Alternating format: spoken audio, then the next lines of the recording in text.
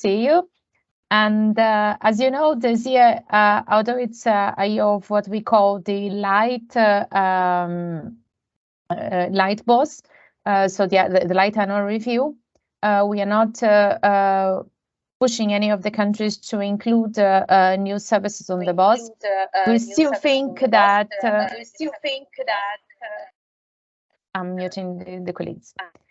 We still think that it's also important to talk about the services on disability inclusion, because this is the way that we have to walk the talk. So we are always talking to our countries about leaving no one behind. So this is a good opportunity for us to look at the same principle inside the organization as well. So Farah, do you want to introduce yourself?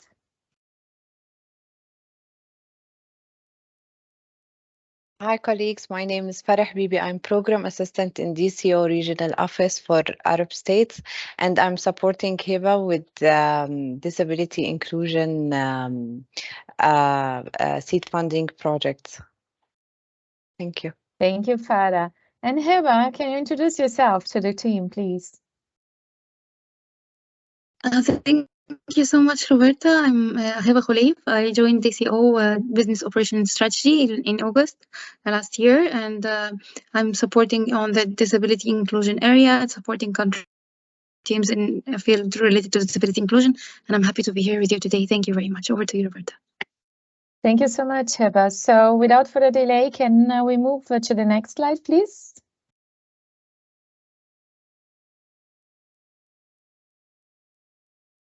Yes, so thank you, Hiba.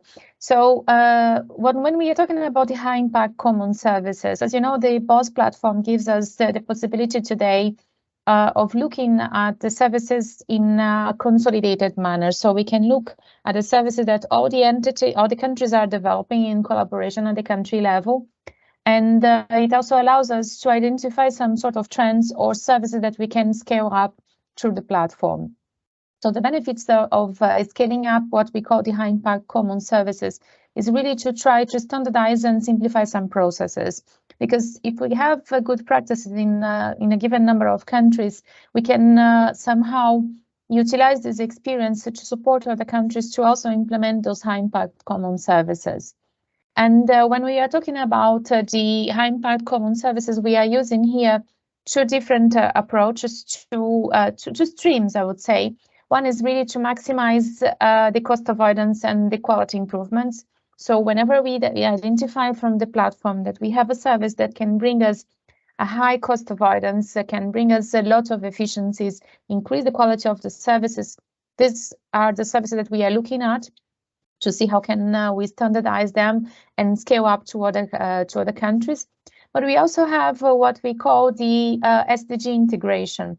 Because as you know, the Sustainable Development Goals, they are not exclusive to the program. They are not exclusive to the UN. They are a global agenda. They are agenda of the countries, and everyone is invited to contribute to that. And we have identified that the BOS platform that there are some services where through operations we can also contribute to the achievement of the SDGs. So those are the two main streams that we are working right now when it comes to the high impact common services. Next, please. Yeah, so when we are looking at the high impact common services, and if you can just click once again, Heber. I don't know if I can have the control from here. Yeah, so this is what I was already saying to you. So the high impact common services, they can bring us the benefit of achieving higher cost avoidance, improvement of the quality of our services, and also the linkage to the SDGs.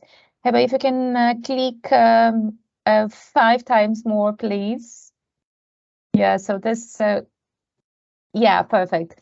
So today what we are going to focus is really on the social impact of our operations, and especially how can we collaborate to implement services related to disability inclusion. And the main focus will be on the areas that we can collaborate at the country level, to implement services that are related to the that can impact our work when it comes to the high impact common services, when it comes to disability inclusion. Next one. Yeah, so when we're looking at social impact, we have identified 4 areas where we can contribute from the operation side to the achievement of the SDGs. The first one and the focus of our meeting today is disability inclusion. So Heba will take the floor later and speak to you on that. But we also have services on green and renewable energy. So this is a solution that we are piloting with UNDP, how to help the country offices to reduce their footprint at the country level, have more efficient ways of dealing with energy and reducing the energy consumption, and also what can we do to have more greener sources of energy in our offices.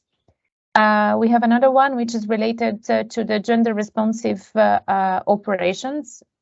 So it includes, for example, the use of women-owned business in our inclusion of them in our process. How can we promote the gender equity inside our offices as well? How can we have some sort of gender responsive procurement? And I have to say that it's coming from a project in Kenya, where they are supporting groups of women, single mothers, to have a source of income, and they are supporting them through the business operation at the country level.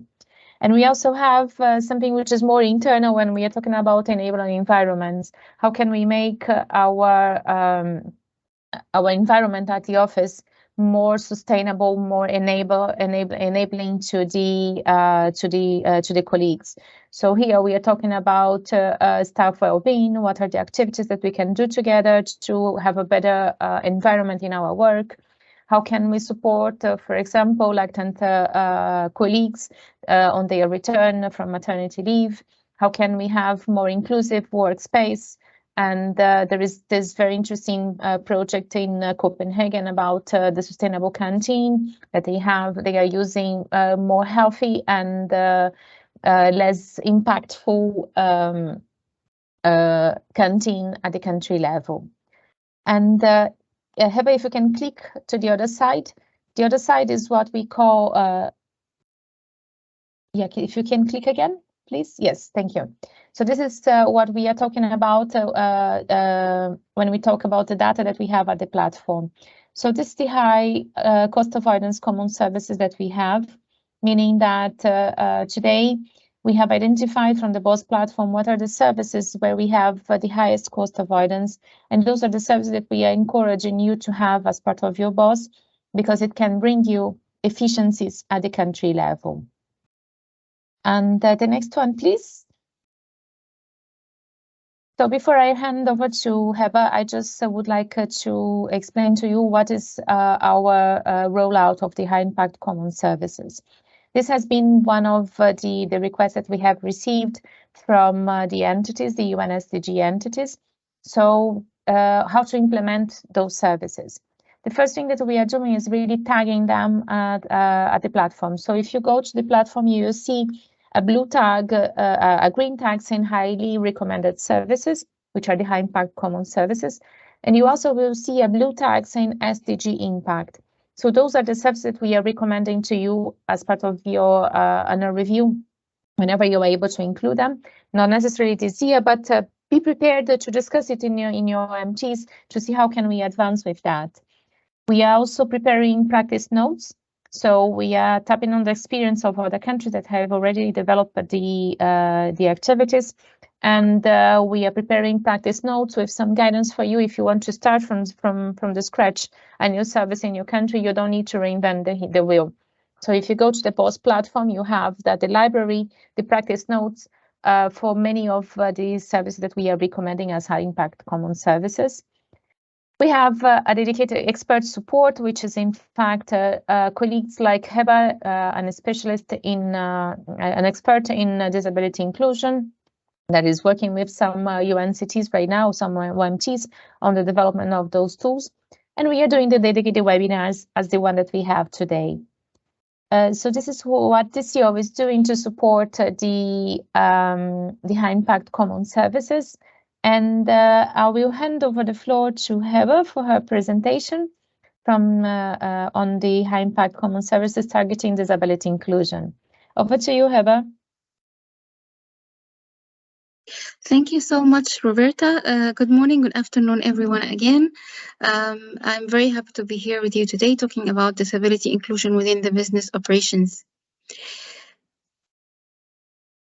So disability inclusion within the business operation consists of three main areas. They can be implemented interlinked with each other or separately, depending on each country's priority.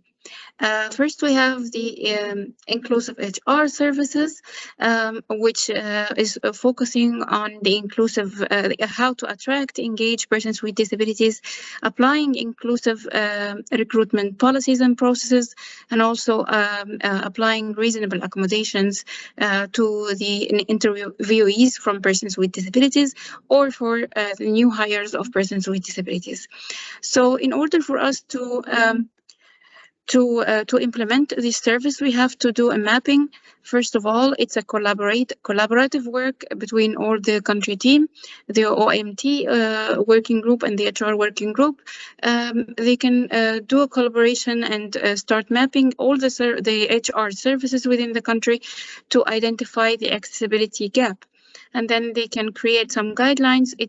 They don't have to modify the HR policies, because we understand that some of these policies may be implemented or may be devised via the corporate level, but through the local country level, they can create some guidelines to create more inclusive practices when it comes to the HR services. The second area that we have is physical accessibility, and within physical accessibility, the BOS creates standards to help country teams map their physical premises, and within this service, countries can identify the physical accessibility gap within their premises and develop remediation plans to address those gaps. And the BOS has created a technical card for physical accessibility, identifying 3 levels of physical accessibility. We have the basic level, and within this basic level, countries are required to provide one main entrance accessible for persons with disabilities, one restroom which is accessible, unisex restroom which is accessible, one meeting room which is accessible for persons with disabilities, and one parking spot, and also one workstation which is accessible for persons with disabilities. So what we do is the countries starts by doing the assessment for their physical premises to identify on which stage they are on. Maybe they are on level 1, maybe they need to do some remediations in order to reach the basic level. If they are already on have achieved the basic level, they can move on to reach the more advanced level of accessibility, which is a moderate level, which provide more accessible facilities within the building for persons with disabilities, like more workstations that are accessible, more meeting rooms that are accessible, and making sure that the emergency and all the alarm system are accessible for persons with disabilities. As for the advanced level, Heba, sorry to interrupt. I think your presentation is not moving. It's just on the slide of the disability inclusion in business operations. So it's just showing right now the physical accessibility. If you give it 2 more clicks. Thank you. Sorry. And, no problem. No, that's fine. And 1 more click, please. So that colleagues can follow. So right now you're in disability inclusion slide with all the 3 elements. But if you want to talk about the detail, then you need to do more clicks. Thanks. Sorry, go ahead. Thank you very much, Samir, for that. This is a kind of a reasonable accommodation that I was talking about, and this is part of providing an inclusive working environment. Because I was working with Samir for a long time now, for a few months. So he kindly has offered his assistance because he realized that maybe my slides are not moving properly. So when all the country teams have opened their doors in the UN offices and agencies to employ persons with disabilities, they can understand a lot more about disability. It will give them a lot of exposure to persons with disabilities working in their agencies. So as I was saying, we have identified the 3 levels of physical accessibility standards that country teams can use and implement.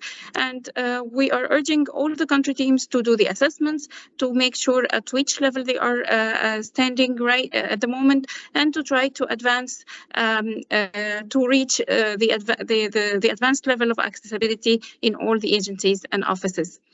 The third area that we are concerned about is inclusive ICT. So the country teams will have to make sure that their web and digital platforms are accessible for persons with disabilities. First of all, they have to map their current platforms to an assessment, and then through these assessments, they can produce reports for remediations and alterations. And all these areas, the inclusive HR and the physical accessibility and the inclusive ICT, cannot happen without the participation and consultations with organizations of persons with disabilities and persons with disabilities. So the country teams are urged to communicate and network with organizations of persons with disabilities and seek their services in doing the assessments of their physical or digital premises, and when doing the reports and remediation reports in order to do the modifications for the premises. Also, if they are on the phase of designing a new common premises or new UN house, it's essential to consult with persons with disabilities and organizations of persons with disabilities in the design phase, so that they will achieve the highest level of the cost avoidance. Because when they consult with persons with disabilities in the design phase, they will not need to do any remediations in the future, either for their physical premises or for their digital premises as well. Okay, Heba, apologies to interrupt you again, but the slides are static. It's just moving now. There's a feedback from one of the colleagues that you are a little fast, so maybe you can speak slower. Some of the colleagues will need to follow. And I will probably share the slides from my end. You can continue with your narrative, but I'll make sure that the slides move so that you have one thing to handle, so that colleagues can follow them. Just let me know what you're talking about. So we're just right now in the slide, which is physical accessibilities in all 3 levels. So we're moving now. We're in inclusive HR slide right now. But in a second, I'll take over the slides. Sure. And then you can continue with your narrative. Maybe that way it can help. So I just took over the slides. Heba, you can go ahead, and we are in the slide with standards of inclusive HR common services. Thanks. Over to you. Thank you very much.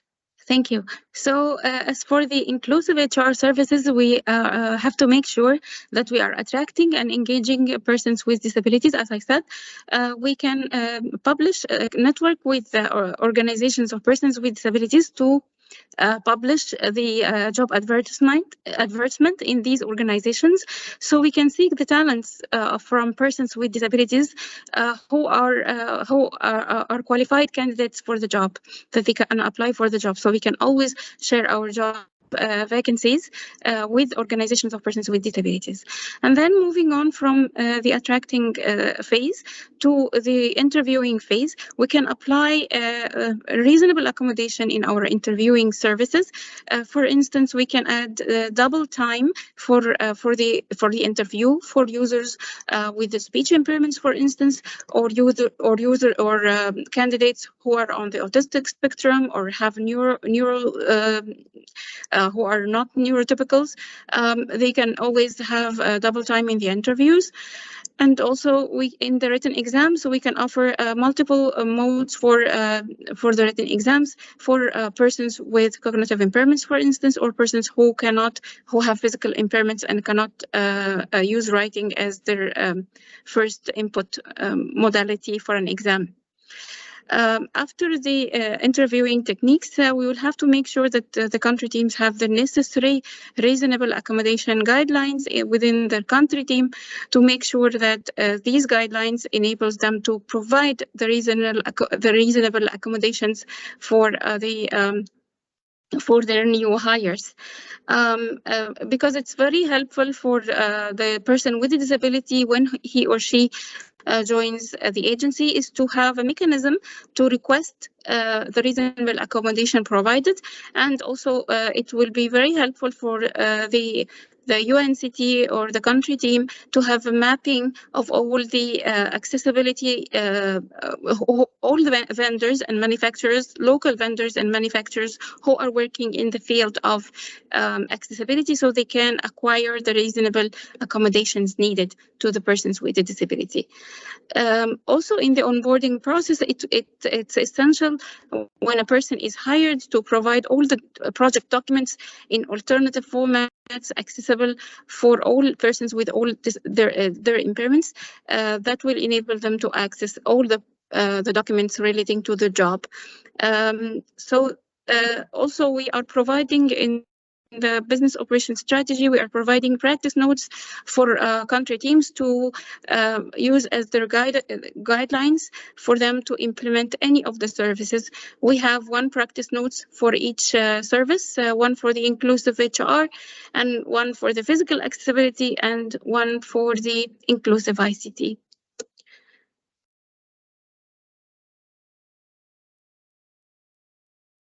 So if we go to the next slide, please. The next slide talks about the standards in the ICT, digital accessibility. And we have 3 levels of ICT accessibility as well. We have the basic level and the moderate level and the advanced level. And these levels are also based on the international digital accessibility or web accessibility guidelines, WCAG 2.1. And we have a practice notes also to help the country teams assess their digital platforms. And as I said, it is essential to consult with persons with disabilities and OPDs throughout these assessments to make sure that all their digital platforms are accessible. And we also understand that some country teams, some digital websites are managed corporately in the corporate level, but for those country teams who have their websites managed locally, they have to ensure their accessibility through doing the assessment. And for the other countries who are managed, the websites are managed on the corporate level, they can look at the social media platforms that are managed locally to make sure they are accessible, and also they can make sure that any new documents or any videos or images they upload to their websites are accessible, so that they don't require too many modifications and remediations in order to convert them to accessible formats later on. So next slide, please. So here we are talking about the support that is offered by the DCO Business Operations Strategy to the country teams.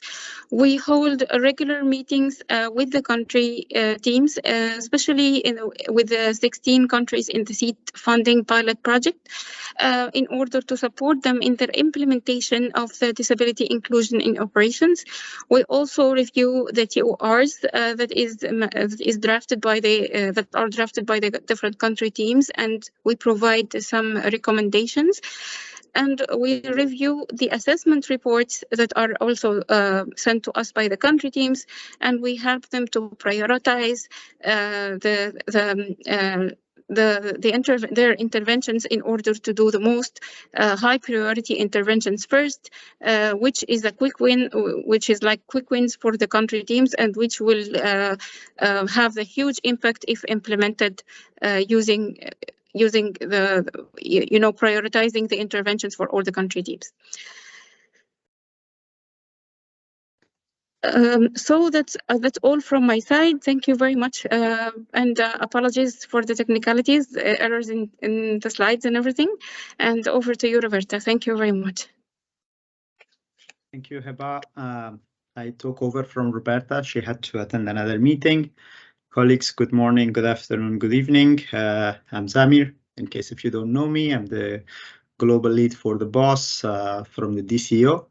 So thank you for attending this webinar, and we will share the PowerPoint presentation with all of you so that you can go through this as well.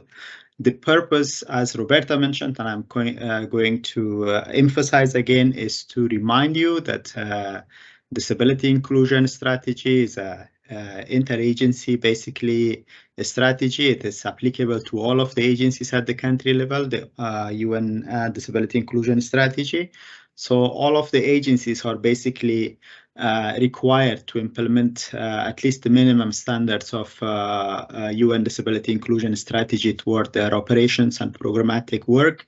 What we have done, as you have heard, we have narrowed the parts which are related to operations, and the most important ones are the inclusive HR, accessible premises, and accessible basically digital infrastructures, websites, your communications and all. And it is possible for each agency to do this in a standalone manner or by themselves. Some agencies have already implemented some of these initiatives or measures in their country office already. But with the BOS, and particularly now that we are in the process of reviewing our BOS and we have an opportunity to add new common services, this is an opportunity for the operations management teams to agree and add some of these services in the BOS so that more than two agencies or majority of the agencies basically come together and say, let's work together to make our premises accessible. And Heba already presented to you the minimum standards of level 1, level 2, level 3. You can always reach out to Heba, to me, to Roberta, Farah in the call as well, and we can help you identify or walk you through the process to see where do you stand as a country office or as an OMT in terms of your physical accessibility. So that you can make your offices accessible at least to the minimum standards, and if possible beyond the minimum standard, even great, in terms of physical accessibility. In terms of HR, inclusive HR aspect from the disability perspective, we are working at the corporate level with your HR directors and basically focal points at the HQ level, so that the policy changes are introduced. But at the local level, you can always make decisions without even the need of the policy changes, decisions that can be made at the local level. Let's say you are organizing, or different agencies may be organizing career fairs for the UN with universities, with general public and all. All you need to do is to make sure those fairs or job fairs or career fairs are actually inclusive from all perspectives, but at minimum from disability inclusion perspective.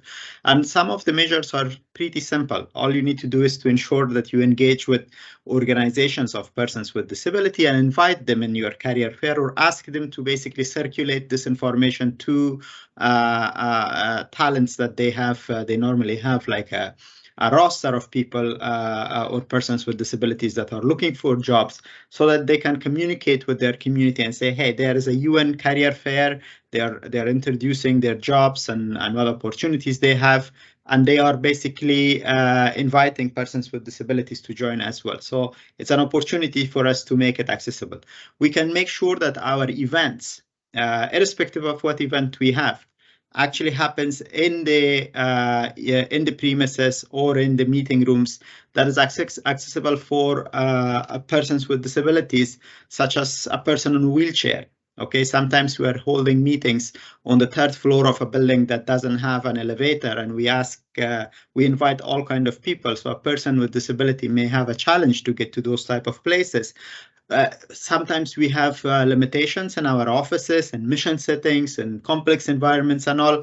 But if we are holding, let's say, events such as the job fair or any other major meetings in the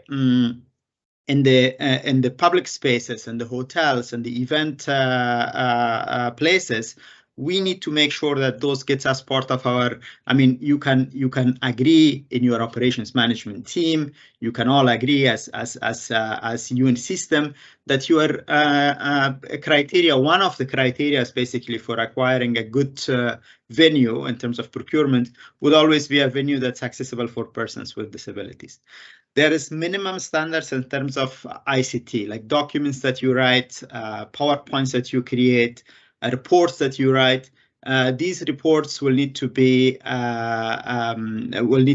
the minimum standards of accessibility, right?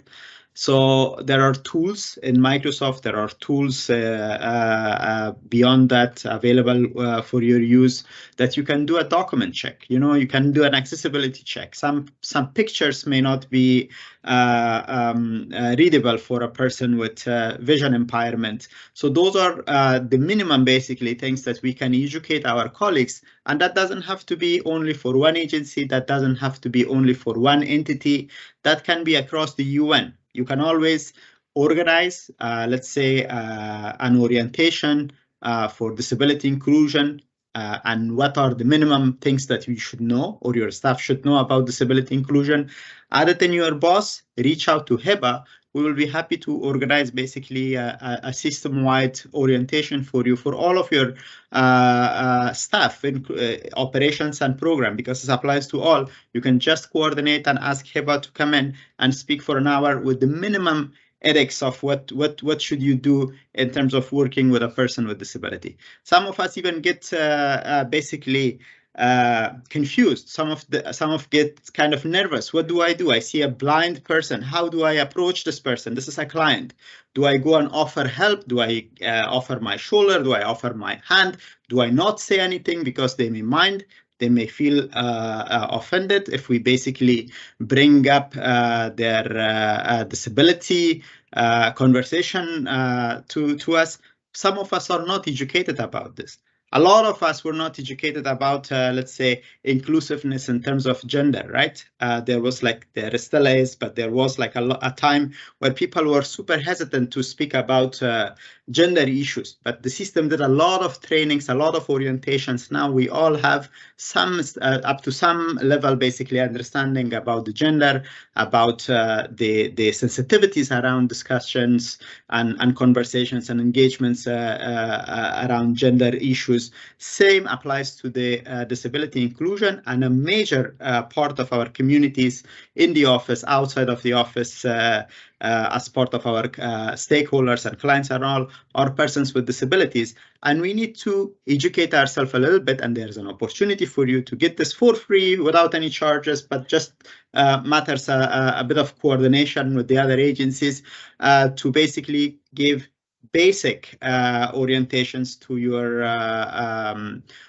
teams and your staff about disability inclusion ethics, and how can they basically deal or make their documents accessible, or their websites accessible, or local websites or platforms that you're running accessible, so that persons with disabilities, irrespective of whatever disabilities they have, would be able to basically utilize some of these initiatives.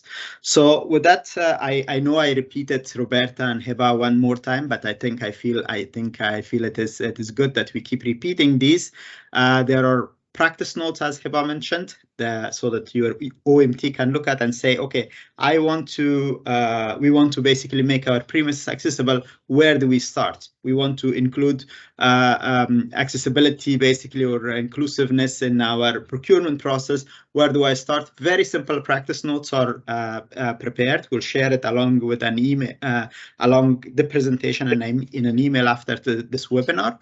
and then you need to. I mean, the trigger for you to get this type of support, like engaging HIBA to support you with orientations, walking you through the assessment of, let's say, your premises, and helping you with even there could be like possibilities of other resources.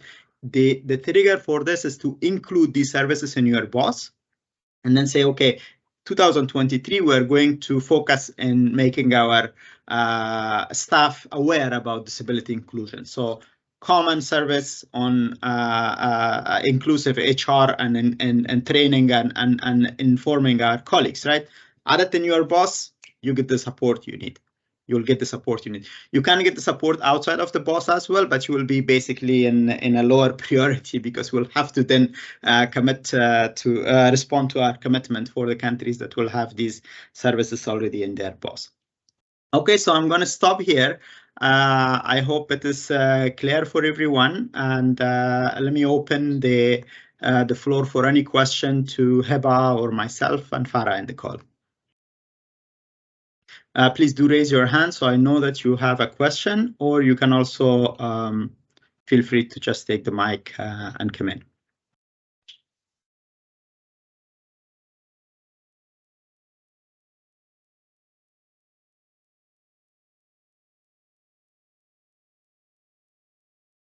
Hi, Zamir. There is a question in the chat box about if we are going to have any session related for disability inclusion and security, especially in case of evacuation. So the colleague that shared this question, if you, I mean, what we are currently focusing in terms of like physical accessibility, one of the aspects is to ensure that basically there are signage and there are measures in place in terms of evacuations and how a person with disability will need to know that an emergency is going on, the alarms, the lights and everything, right? But there could be other approaches that you can basically propose, and we can work with you and then apply that to the other countries as part of the practice note as well, on what else is needed in terms of security responses and basically security inclusiveness of the security engagements. Please do reach out to Heba and Farah in the call, or myself as well, and we can have a chat and see if a very specific training is needed, or it could be actually added as part of the general orientation that we're giving to all staff.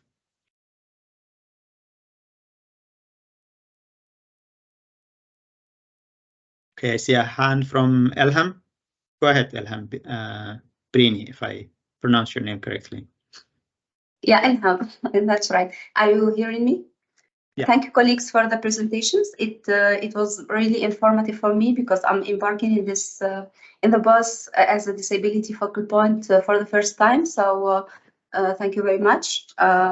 Just I have a quick question about the role of disability focal point in the RC office, and is it mandatory to have this kind of task force or disability focal points from the agencies?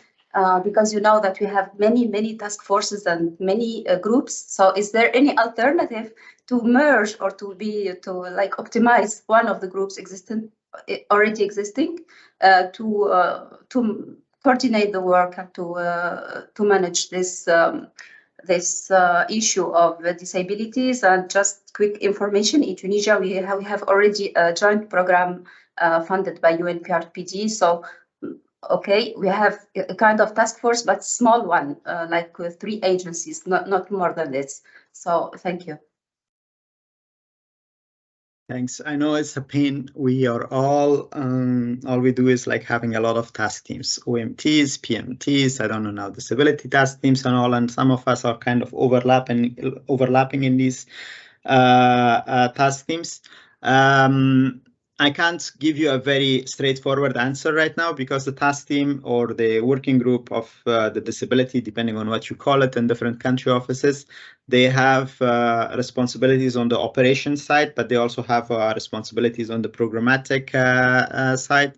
So at the country level, you can try to find some synergies. Let's say areas around implementing disability inclusion services and the operations can be basically coordinated through the OMT, so that there is one basically team.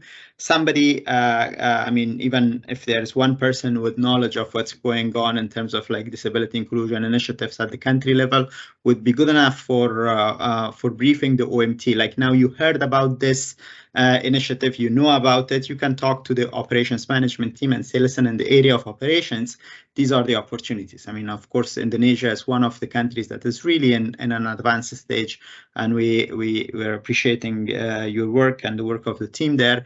But same applies for the other entities as well. Tunisia, you said. Okay, I heard Indonesia. Yeah. Okay. No, I was just gonna at the end. I was just Tunisia. gonna share a great report actually from Indonesia, but well, it's okay. I mean, I'm sure it's gonna be the same progress. But Indonesia has been one of the countries that took part in a pilot project and implementing some of these measures. And I saw Afke in the call before. I don't know if she's still there, but they have done a wonderful job. And if Afke is there, maybe she can share some highlights of what they have done in terms of their initiatives. But thanks, Ilham. I'll talk internally with some of the other colleagues to see if these task teams can be somehow made more efficient in a way. Yeah, thanks. Beverly. Hi, thank you, Samir, and good morning. I'm from the Trinidad and Tobago country office.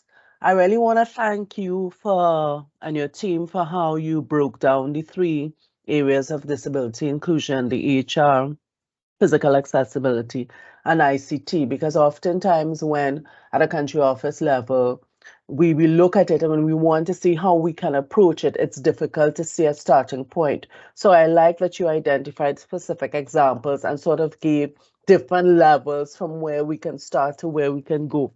I'm still a little gray in terms of the ICT inclusion, but that's my ignorance. But if you all can share more documentation on that, that would be very useful. So 2 things, you already touched on it, in terms of best practices in other country offices. If there's somewhere, I don't know if there's a repository, I don't know if there's information that can be shared in offices that are seen as best practices in these various areas. And it's not that they would have had to achieve the highest level as yet, but even those starting off. So for those of us who want to sort of get into those areas, we can use as a guide, as a template. That would be very useful. And my last question is there any corporate funding from DCO for the higher levels of these disability inclusion initiatives? Thank you. Yeah, no, that's very, very valid questions. Let me start with the last one because that's interesting. Is there any funding available or any resources available at the moment for country offices? The response is maybe. There is no immediate funding that I would know, but there was, like, let's say last year, our donor came forward and said, listen, if you want to invest in disability inclusion, we can provide you this much funding. And we sent out an information on this to all of the UNCTs. Some 16 UNCTs came back with a plan that they would like to implement certain disability inclusion measures in the program and ops, and the funding was provided to them. Indonesia, that I was giving an example, was one of them, but there is another 15 countries that are basically implementing initiatives. We will be sharing basically their progress with this community so that you know what's going on. But most of them are following what we call it the practice notes. The practice notes, Heba will share it after this meeting with the slides and all. It is very simple. You just it is developed taking basically in mind the role of like a operations manager or an operations staff at the country level. That okay, I want to implement physical accessibility. What do I do? I always give a stupid example to the colleagues when I talk about disability inclusion. In one of the offices that I used to work, I decided that, okay, we're going to make this office accessible. And the first thing we thought we should do is that we need to make sure our restroom is accessible. So we called the construction company. They came, they turned 2 bathrooms into 1. So we made like an accessible restroom. And we were super proud of it. I was super proud of it that I made this change until somebody told me that, you know, your bathroom is on the 2nd floor of a building with no elevator, or the elevator was not working. So a person with disability cannot really go there. I think you should first implement a ramp. You should first need to make sure that your basic entrance into the building and all is accessible. And then if you want to even do a accessible, let's say, restroom, make sure that's in the 1st floor where a person with, let's say, with a wheelchair could access it. So these are like very basic things, right? I had the passion and all, and the team was supporting this, but we did it in a wrong. We took step 3 and step 1, and the practice notes are actually helping you go through the right steps. Okay. When we talk about accessibility and ICT and websites, documents, digital platforms, everybody says, oh, but you know, I don't have control over my website. It's managed by my HQs. All of our websites are managed by HQs, right? But we can always start with ourselves. There is accessibility checkers or accessibility examiners in Microsoft Word. How many times did we just click that to see if my document is accessible or not? I mean, I have colleagues with disability. They have pointed out to me, hey, you're sending these presentations, but there's a photo in the presentations I cannot read. I'm like, oh shit, I need to, excuse my language, I need to pay attention to this more often, right? So these are like basic things that we can educate our colleagues. And now that you have the opportunity to hear Hiba and this initiative there, the very simple thing that you can do as whatever basically role that you have in your country office, you can work if you're not sitting in OMT, or if you're not in a RCO office, maybe RC office, maybe you can contact your RC office and say, let's organize a countrywide, basically a country office wide for all of the UN staff, a session about disability inclusion. We invite everybody, whoever that can show up, that's good. If they can't, they can get the recording maybe, and educate our colleagues to the basics of disability inclusion, similar to the gender, similar to the other basically trainings that we normally push for our teams.